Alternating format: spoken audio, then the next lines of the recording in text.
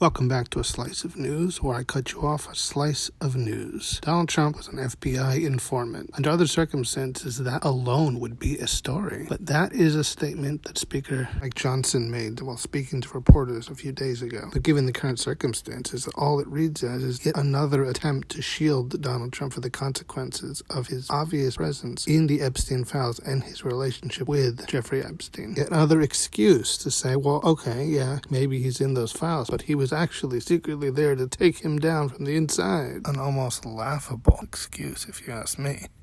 The idea he's some sort of secret hero trying to take down the bad guys while only pretending to be a part of his inner circle just doesn't ring true for the character of Donald Trump. The man is and has always been many things, but a secret hero and a secret good guy has certainly never been one of them. So it really just seems like a pathetic attempt at damage control from one of Trump's highly placed supporters. But when looked at further, it may not be the exonerating defense it looks like on the surface. Trump's incredibly close relationship with Jeffrey Epstein and position within his inner circle did put him in a prime position to inform to the authorities on his goings-on, leading to Jeffrey Epstein's 2008 plea deal. Also means that he was well aware of the things Epstein was doing and simply let them go on until he had something to gain from reporting on them. And that may exactly have been what happened. It's a matter of record that in the early 2000s, Jeffrey Epstein was looking into buying a South Florida estate and brought his best pal Donald Trump with him,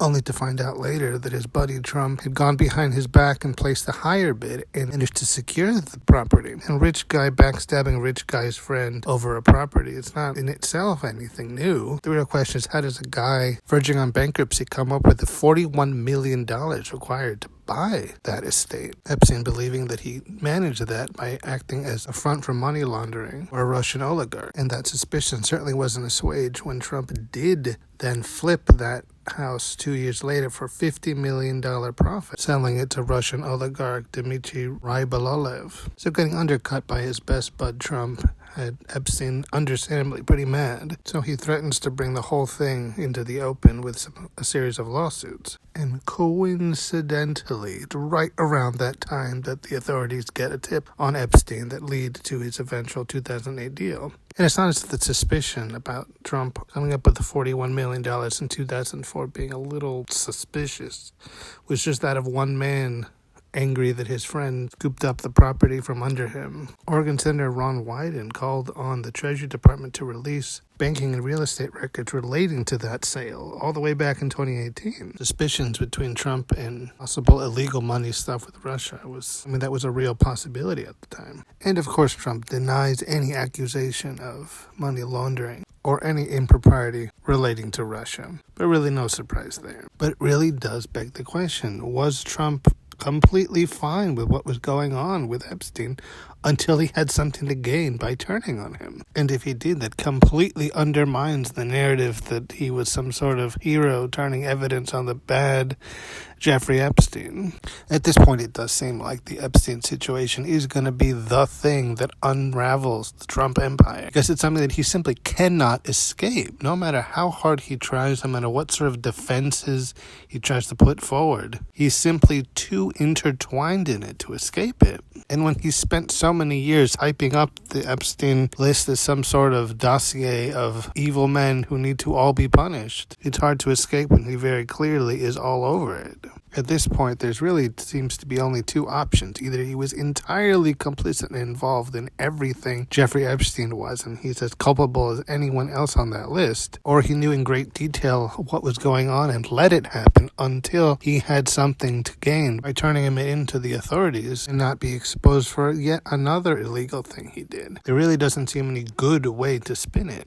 And that's going to be a real issue for him going forward, because he can't really get out of this. His only choice is to spin it some way, and there really doesn't seem a spin that really makes him look all that good. At this point, Trump was an FBI informant who turned on his friend Jeffrey Epstein because he was fearing exposure of Russian money laundering is the best case scenario for him, because in all likelihood, he was a lot more than just a passive observer when it came to Jeffrey Epstein and his dealings. His repeated attempts to repress and down downplay everything relating to the Epstein files seem far too intentional, far too personal to be simply a matter of not wanting to be found out for taking money from Russians to buy an estate in Florida, and would require ignoring so much other evidence that he was more than just a guy who was friends with a guy who did bad things. And his current spin that the whole Epstein file thing is a Democratic hoax certainly doesn't help his case there. It seems painfully obvious that he's hiding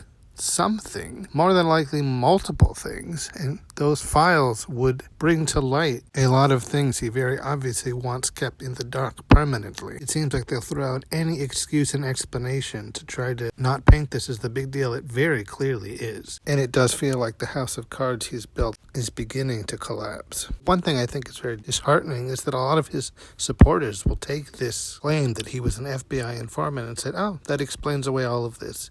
Maybe he's in those files, but he was really a secret hero who was working for the feds to turn in the dastardly Jeffery Epstein. And it's fine. He's really done nothing wrong. But I think those are also the types who need desperately to find some sort of way to reconcile the fact that their great leader, the man that they've sworn allegiance to, is actually a terrible man and represents everything they supposedly are against. And I suppose to them, there really was no convincing, no amount of evidence, even a confession. He could get up in front of the American people and admit everything is true, and they still would find some way to exonerate him. But to the rest of us, this claim reeks of desperation, of political spin, of a man caught doing something wrong and needing to find some way to not be culpable for the wrong that he's done.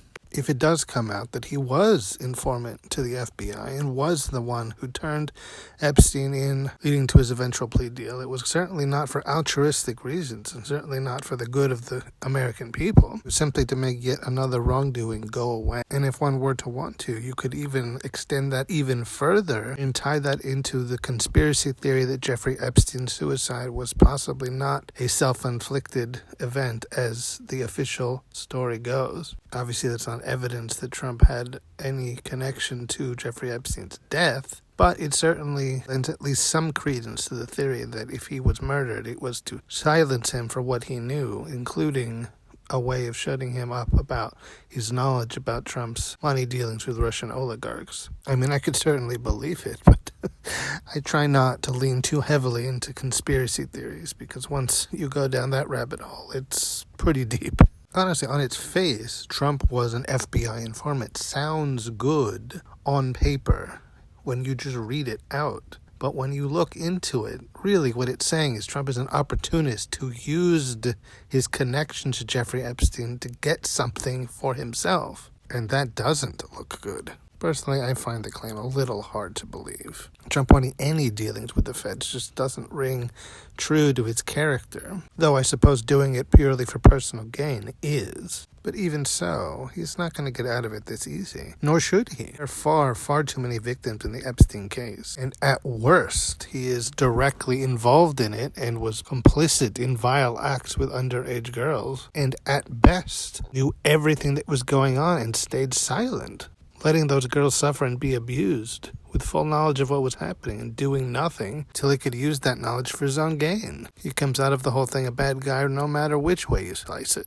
Ultimately, that will be his undoing. Either he was involved or he let it happen, neither of which are good outcomes, which of course is why he's been desperately running from it this whole time. And if nothing else, all those victims deserve justice, and that justice will involve him going down in some degree for what he either did or what he knew. And I think to some degree he knows that, and he lives in fear of that fact. At long last, the sins of his past have come to consume him, and I, for one, am here for it. I'm all for the bad guys at long last being punished, and Donald Trump is without a doubt a bad guy. So I relish the opportunity to see him brought to justice. It will be part of the national healing that we need to finally come back from the dark times we currently find ourselves in. No matter what side of the political spectrum we fall, we will all be better off that way. Well, that's it for this episode of A Slice of News. I've been your host, Mr. Slice, and until next time when I cut you off another slice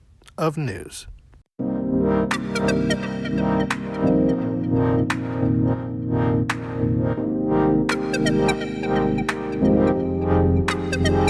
Thank you. Trumpsco.